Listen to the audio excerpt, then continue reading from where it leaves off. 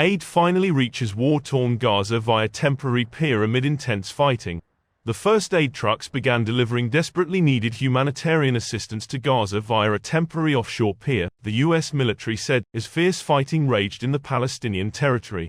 U.S. Central Command stated trucks carrying humanitarian assistance began moving ashore through the long-awaited floating pier a day after it was anchored off a Gaza beach.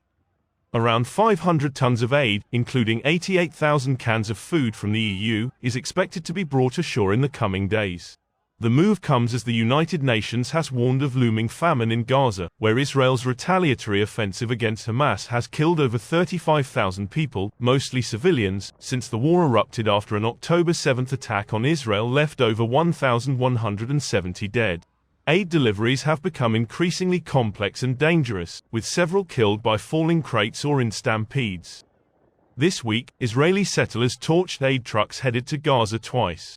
Out of 252 Israelis taken hostage, 125 remain captive, including 37 the army says are dead after troops recovered 3 bodies.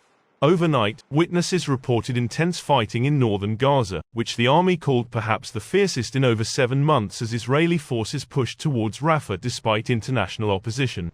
Overnight in Gaza, witnesses reported heavy fighting in the northern town of Jabalia and its adjacent refugee camp. The Israeli army said the renewed fighting in the town was perhaps the fiercest in more than 7 months of war.